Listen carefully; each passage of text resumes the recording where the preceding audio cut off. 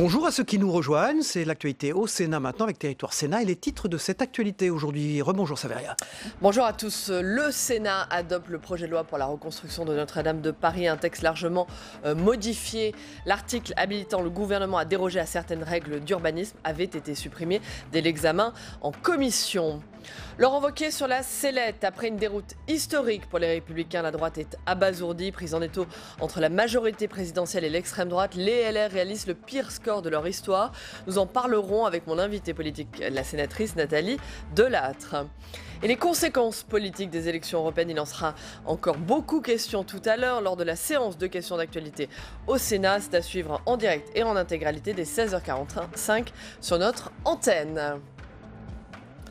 Une défaite historique pour la droite, une gauche éparpillée, morcelée, divisée. Les résultats des élections européennes sont sans appel pour les deux grands partis traditionnels. Le scrutin confirme aussi la recomposition entamée il y a 2 ans avec un paysage politique scindé entre la République en marche et le Rassemblement national. Les détails avec Flora Sauvage.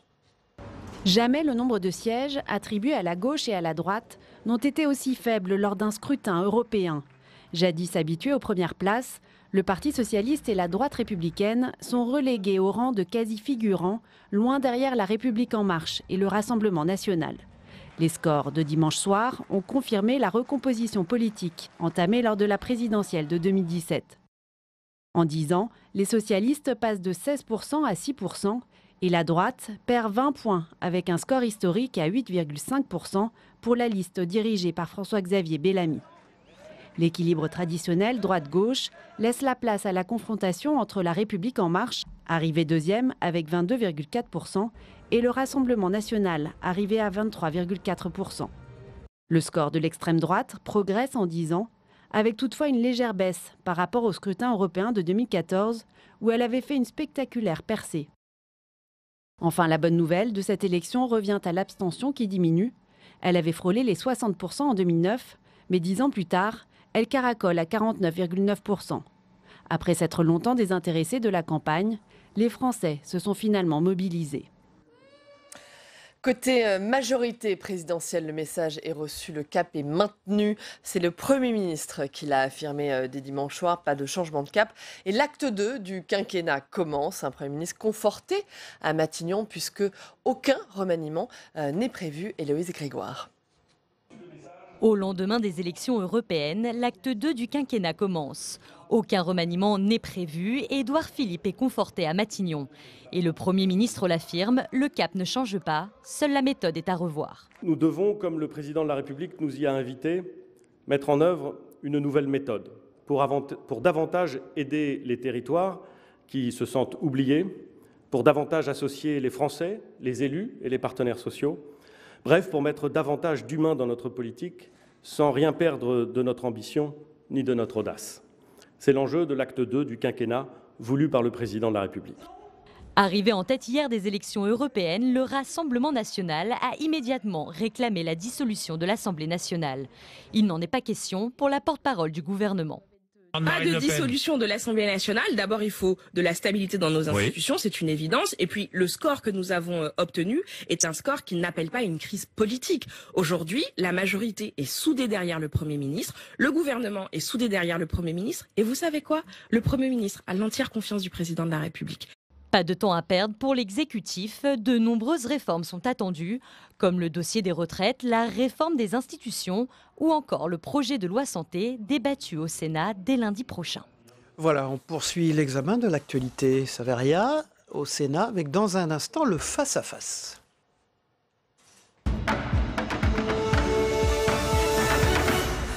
Bonjour Nathalie Delattre, merci d'être présente sur ce plateau. Vous êtes sénatrice RDSE de Gironde et bienvenue chez nous ce matin. Bonjour Nathalie Delattre, vous êtes une européenne convaincue. Vous avez soutenu, il faut le préciser, la liste En Marche lors de ces élections européennes. Quels enseignements vous tirez de ce scrutin? Sibeth Ndiaye, la porte-parole du gouvernement, parlait hier de déception. Est-ce que vous êtes d'accord? Écoutez, je crois qu'on a simplement la confirmation du changement du paysage politique français, avec effectivement un effondrement de la droite républicaine, de la droite traditionnelle, et un effondrement de la gauche traditionnelle, qui était déjà annoncé depuis 2 ans. Je pense que effectivement aujourd'hui, les partis politiques doivent se remettre en cause, en tout cas ceux-là, parce que nous sommes au XXIe siècle et qu'ils font référence à des dogmes du XXe siècle, voire d'avant. Mais ce n'est pas un échec, voire une déception pour la majorité présidentielle, pour Emmanuel Macron? Écoutez, on voit bien qu'il y a un socle et qu'il y a des parts de marché qui arrivent effectivement d'un électorat qui est un peu perdu dans des partis traditionnels. Je crois qu'après, ce qu'ont imposé les partis qui n'étaient pas pour l'Europe ont effectivement détourné le scrutin pour l'amener sur le terrain national. Aujourd'hui, c'est vrai que cette recomposition politique aux européennes n'est peut-être pas celle du Vous voulez dire qu'on a dévoyé le but de ces élections? Oui, complètement, pour en faire un 3e tour des présidentielles, alors qu'en soi, le débat européen devait renforcer la voix de la France. Moi, ce qui m'inquiète, c'est qu'on a affaibli la voix de la France alors que nous avons des enjeux cruciaux qui vont être négociés comme la PAC, les fonds formation, insertion. Précisément, la voix de la France à Bruxelles. Emmanuel Macron sera tout à l'heure, dès ce midi, à Bruxelles pour négocier l'attribution des postes les plus importants au sein de la Commission, au sein de l'Union européenne. Est-ce qu'il faut élire au suffrage universel direct un président de l'Union européenne? Écoutez, je crois que j'ai peur que le peuple ne soit pas encore assez mûr pour effectivement aller sur une élection directe. Au niveau européen, je crois que nous avons encore des étapes à franchir, et notamment sur des débats comme la souveraineté. C'est vrai que, et c'est ça qui a été très recherché par le Rassemblement national, et ce message qui a d'ailleurs été repris sur la préférence nationale par LR, et qui effectivement fracture encore plus les Français autour de cette souveraineté. Moi, je pense qu'il y a des souverainetés qui peuvent être effectivement appropriées par l'Europe, comme la défense, comme l'aérospatiale, par exemple. Aujourd'hui, il ne peut pas y avoir une politique aérospatiale française. Elle ne peut être que européenne si l'on veut effectivement faire face aux États-Unis et à la Chine. Autre sujet, l'écologie, le Rassemblement national en tête, En Marche qui limite la casse, on l'a vu. Les Verts qui font donc un très bon score, 13,2%. Comment vous analysez ce très bon résultat de l'écologie politique, qui d'ailleurs ne se limite pas qu'à la France, partout en Europe, on a vu une vague verte? Mais oui, parce que ça correspond à la poussée sociétale et à ce besoin et à cette prise de conscience. Je pense que effectivement, nous sommes très informés maintenant des problèmes de changement climatique et de cette demande de révolution environnementale et sur les pratiques. Donc effectivement, je ne suis absolument pas surprise que les Verts aient autant d'écho par rapport à ce type de scrutin. Aujourd'hui, il faut effectivement que chaque parti politique s'empare de cette politique, parce que ça ne peut pas, l'écologie ne peut pas être en soi une politique. Elle doit effectivement trouver un compromis avec les autres problématiques. Nathalie Delattre, j'aimerais vous entendre sur l'état de la droite aujourd'hui, car il faut le rappeler, c'est votre ancienne famille politique. Vous avez longtemps été très proche d'Alain Juppé, des faits historiques bien sûr pour la droite républicaine. Valérie Pécresse dit avoir appelé hier Gérard Larcher pour lui dire, le président du Sénat, pour lui dire que c'est autour de lui que doit se faire le rassemblement des droites.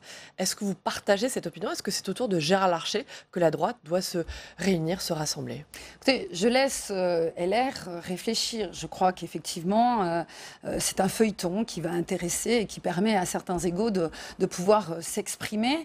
Je pense que la réflexion est bien plus profonde qu'un homme ou une femme qui pourrait effectivement rallier derrière sa bannière. Je crois qu'ils ont un problème d'ancrage politique, de définition maintenant de leur politique et de leur axe politique.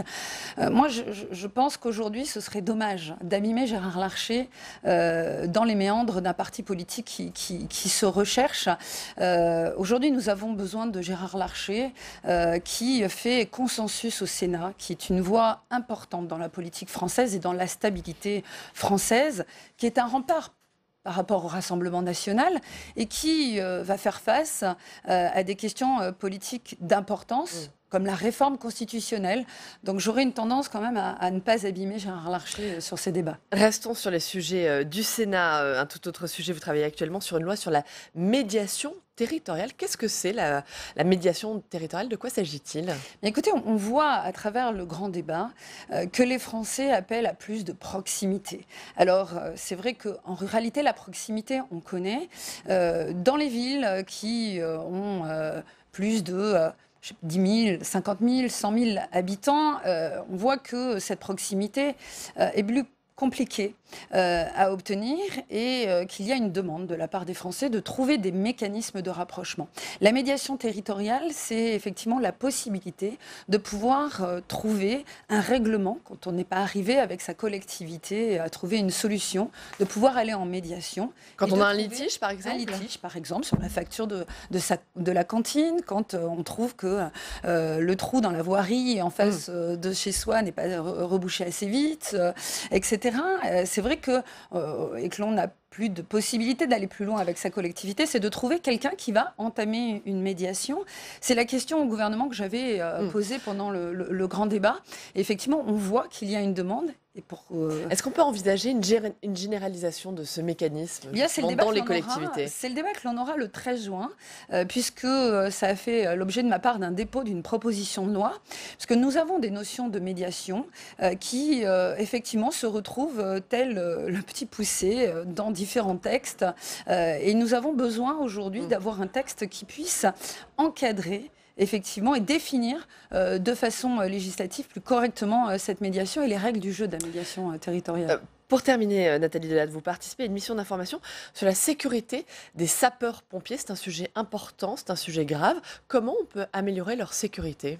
Écoutez, oui, c'est la suite d'un dossier dont on s'était emparé ici au Sénat sur les forces de sécurité intérieure avec les suicides dans la police nationale et la gendarmerie. Aujourd'hui, on voit en 10 ans 213% d'augmentation des agressions de sapeurs-pompiers. Pourquoi? 23% en un an. On a une explication. La PAM étant en région Nouvelle-Aquitaine d'ailleurs.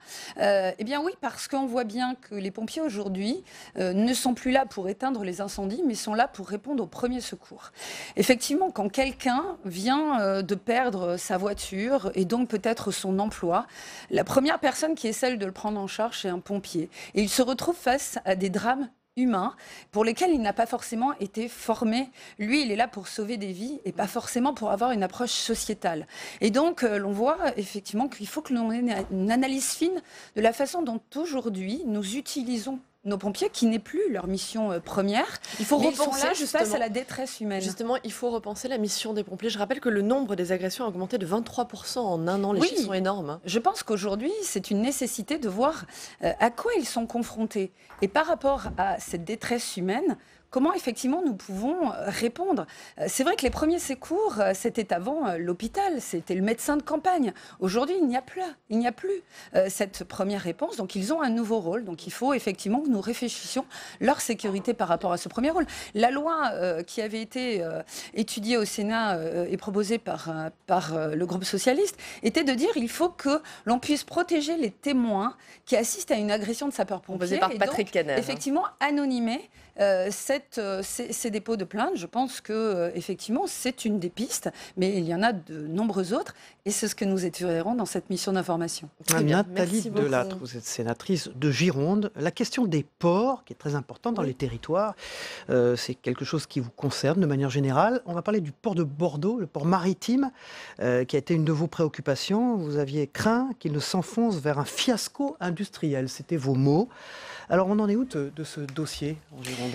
Eh bien, écoutez, il y a eu une première décision courageuse de la ministre, puisque le directeur du port, qui depuis 10 ans, effectivement, était l'un des artisans de la problématique de la baisse d'activité du port, a été remplacé. Donc, nous avons un nouveau directeur qui a rencontré toutes les parties prenantes, et notamment les industries, les entreprises, et qui, je pense, est de nature à trouver assez rapidement des solutions pour remettre, en fait, le port de Bordeaux en compétition. Il n'en reste pas moins que ce directeur a une feuille de route, celui d'étudier la régionalisation. Nos ports vont bien d'une manière générale, vous qui avez déposé un projet de loi sur ces sujets-là. Est-ce que nos ports vont combien en France? Écoutez, nos ports sont à différentes vitesses. C'est effectivement quelques ports qui ont su se réunir.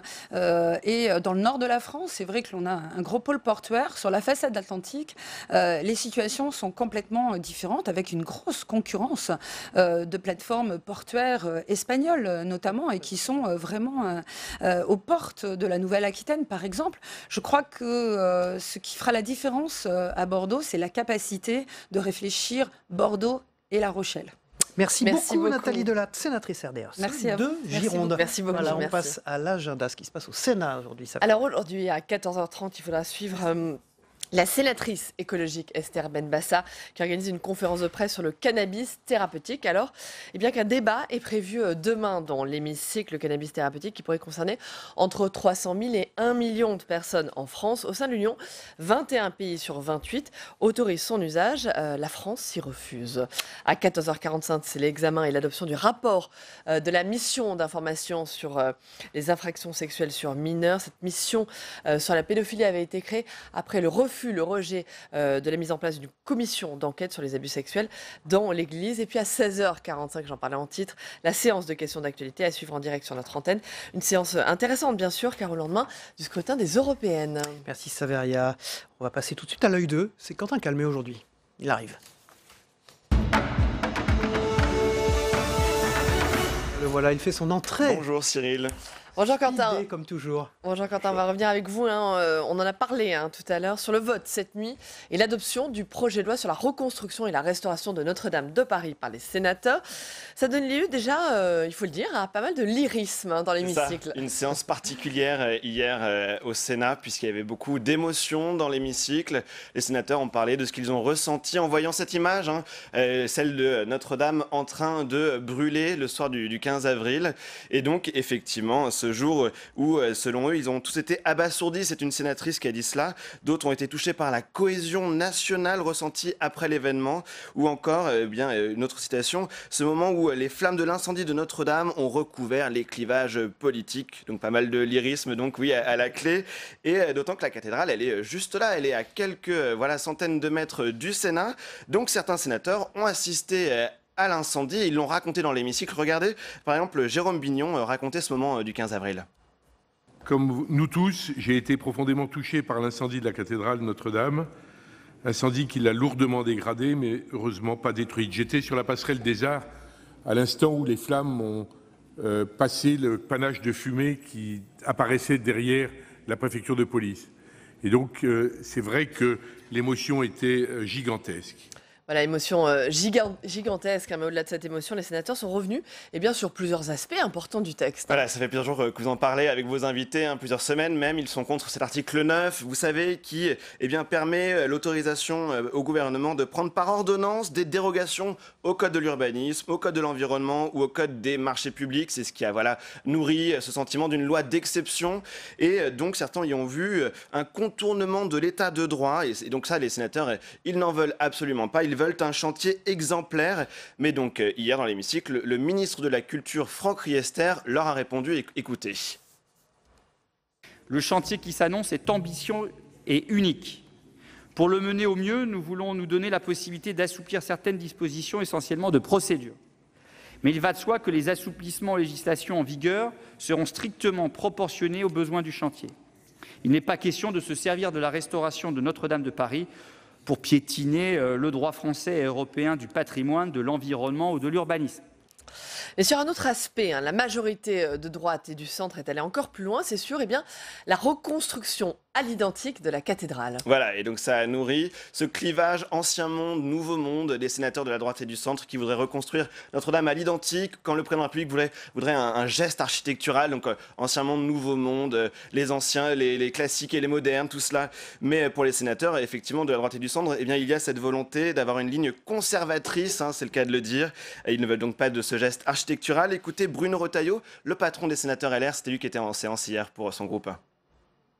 Vouloir reconstruire Notre-Dame, plus belle encore, pour reprendre les mots du président de la République, c'est, pardonnez-moi, faire preuve d'une ambition qui confine à la prétention. L'un des grands travers de notre époque, mes chers collègues, c'est son arrogance. Elle se croit supérieure aux précédentes. Elle ne voit pas dans celles qui l'ont précédé, ou elle ne le voit dans celles qui l'ont précédé qu'un passé à dépasser, un passé à surpasser. Mais donc, pour les sénateurs En Marche, cet argument, il est trompeur. Le patrimoine n'est pas figé. Écoutez André Gattolin dans l'hémicycle hier. Non, Paris n'est pas Rome. Et le culte magnifié des ruines n'appartient pas à notre culture, n'en déplaise à quelques esprits romantiques. L'amour de notre patrimoine nous a toujours, depuis plusieurs siècles, conduits à le protéger, l'entretenir, le faire vivre ou revivre. Voilà, le romantisme, encore une référence littéraire, mais voilà, le texte a été voté à 1h30 du matin dans la nuit, avec une émotion particulière aussi parce que Victor Hugo, il a été sénateur entre 1876 jusqu'à sa mort en 1885. Il a même une plaque dans l'hémicycle du Sénat qui est rectangulaire et qui est placée juste derrière le banc des commissions, donc c'est forcément avec une émotion particulière que le texte a été voté ici. Absolument, merci Quentin pour cet éclairage. Je vous rappelle donc que le projet de loi sur la reconstruction de Notre-Dame de Paris a été voté et adopté hier soir par les sénateurs. Merci Quentin. Voilà, on vous retrouve sûrement un de ces vendredis pour vos tweets. Voilà. Merci Quentin Calmet, à très vite. Tout de suite, c'est la une de la presse quotidienne régionale ce matin, une revue de ces unes dans un instant.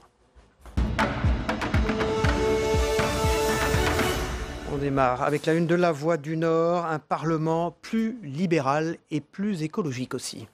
Le PPE reste le premier parti européen devant les forces social-démocrates, mais ils vont devoir composer avec les libéraux et les Verts, plus libéral et plus écolo. Le Parlement issu des urnes représente de nouveaux équilibres. Pour la première fois, les deux grandes familles conservatrices et social-démocrates représentent moins de la moitié des sièges. S'il reste leader, le Parti populaire européen en a perdu 38 et n'en compte plus que 180. L'Alliance progressiste des socialistes et des démocrates, elle, passe de 185 à 150 élus. Voilà, la une de Midi Libre, dirigée par Olivier Biscay. C'est la tempête à droite. Exit Vautier. Laurent Wauquiez sur la sellette. Après une déroute historique pour les Républicains, la droite était abasourdie, prise en étau entre la majorité présidentielle et l'extrême droite. Les LR réalisent le pire score de leur histoire. Le patron du parti, Laurent Wauquiez, est plus que jamais contesté hier lors du bureau politique du parti hier soir. Il a promis des États généraux, la tête de liste des Républicains aux européennes, François-Xavier Bellamy, a lui demandé pardon pour le résultat catastrophique de dimanche. Et à la une de la Marseillaise, c'est toujours le clivage droite-gauche. Est-il vraiment mort ? Point d'interrogation. Une défaite historique pour la droite, une gauche éparpillée, morcelée, divisée. Les résultats des élections européennes sont sans appel pour les deux grands partis traditionnels. Il faut reconstruire la gauche, le camp progressiste sans attendre, explique Léo Pugnet dans son éditorial. Emmanuel Macron s'est vu infliger une claque par les électeurs dimanche. Il paye le jeu dangereux dans lequel il s'est lancé en faisant du Rassemblement national son unique adversaire, peut-on encore lire dans cet édito. Et puis à lire également dans la Marseillaise le détail des voix, les résultats département par département. À la une de la République des Pyrénées, la Nouvelle République, la réalité virtuelle qui opère dans les blocs opératoires maintenant.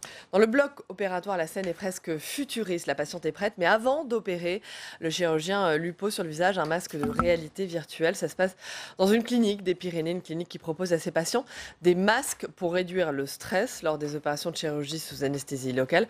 Objectif, réduire l'anxiété, atténuer la douleur. Ces masques peuvent même permettre d'anesthésier des patients sous hypnose. Et à la une de Vaucluse matin, c'est le OFF enfin adoubé. C'est le ministère qui va soutenir ce festival d'Avignon, le OFF. 53 ans après sa création, le festival OFF est enfin reconnu par le ministère de la Culture, le ministère qui va soutenir le OFF du Festival d'Avignon financièrement.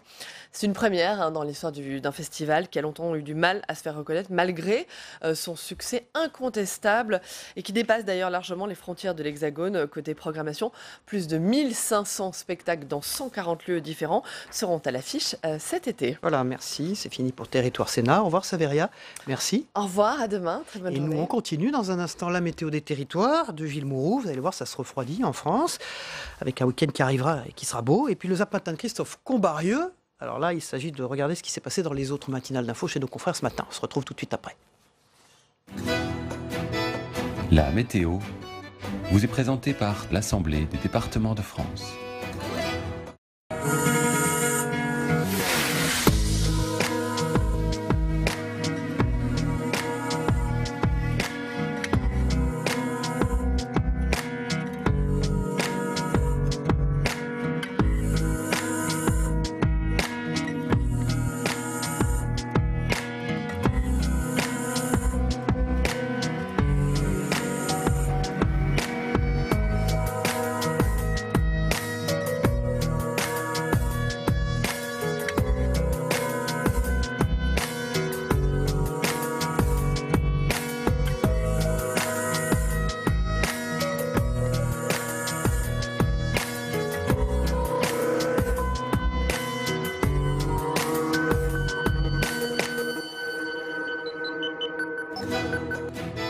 C'était la météo avec l'Assemblée des départements de France.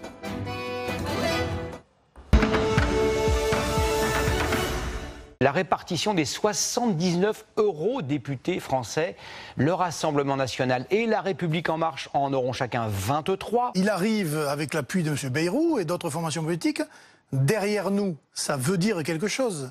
Ça veut dire que les Français ne lui font pas confiance ou qu'en tout cas sa politique ne plaît pas. Si l'exécutif nous dit on ne changera rien, la colère, la révolte qui s'est exprimée ces derniers mois, elle risque de connaître une amplification, une intensité sans comparaison avec ce qu'on a connu cette année. Non, il faut continuer le combat, il faut continuer à transformer le pays. Vous savez, on a eu un grand débat, on en a tiré des conséquences, on a dit qu'on allait changer de méthode. On ne va pas refaire la gauche plurielle. Moi, je ne vais pas demain, et on me l'a reproché pendant toute ma campagne, on m'a reproché de ne pas faire avec les autres partis politiques. Vous ne regrettez pas? Mais non, et je ne vais pas faire ça demain. Les écologistes 13, les républicains 8, ils en avaient 20 dans la précédente législature. Au lendemain d'une défaite historique, les cadres du parti Les Républicains réunis en bureau politique et au cœur des débats, une question qui revient. Laurent Wauquiez doit-il démissionner? Si j'étais à sa place et vu la situation, sans doute je le ferais. Mais le sujet n'est pas une question personnelle. Le sujet, c'est celui de la ligne politique de la droite et c'est aussi la question de sa stratégie politique. Oui, je le pense. Je pense que je le ferai. Mais je ne suis pas à sa place. Ça, c'est de la vieille politique. On l'a subi avec le duel Copé-Fillon, souvenez-vous-en. On l'a subi avec la primaire de la droite. Donc, si c'est pour revenir à une guerre des chefs, nous mourrons. Je demande à ce qu'on fasse une analyse collective de cet échec. Voilà, parce que Laurent Wauquiez a récupéré un parti en miettes. Nous sommes en phase de reconstruction, mais ça faisait aussi des mois que nous payons des divisions. J'ai vraiment pas le sentiment que notre électorat ait envie à tout prix d'une élection interne et puis d'une nouvelle bagarre de chef, puis que tout aille mieux. C'est pas comme ça. Il y a quand même besoin de lucidité dans cette période où chacun s'accroche dans des conditions d'aveuglement, alors que le message des Français a été extrêmement sévère. En 99, quand Nicolas Sarkozy a fait, et à l'époque c'était 13%, qui était le plus mauvais score que la droite ait jamais fait aux élections européennes, il a pris très courageusement et avec beaucoup de panache la décision de démissionner. Et c'est Laurent Wauquiez n'est pas Nicolas Sarkozy, c'est ça que vous nous dites. C'est une question d'éthique et c'est une question aussi de conception personnelle du leadership. La France de tout en haut est avec M. Macron, la France de tout en bas avec Mme Le Pen. Et au milieu, il y a la France des milieux de cordée qui attendent un message et des porte-paroles. Voilà, c'était le Zap Matin de Christophe Combarieux, comme chaque matin. Voilà, merci de nous avoir suivis. Demain, c'est Jean-Baptiste Lemoyne, c'est le secrétaire d'État auprès du ministre des Affaires étrangères, qui sera notre invité en direct sur ce plateau dans Territoire d'Info. Et puis, vous retrouvez nos rendez-vous habituels, c'est-à-dire le JT des territoires et les interviews politiques aux heures habituelles. Merci de cette fidélité et rendez-vous donc demain. Bonne journée à tous, au revoir.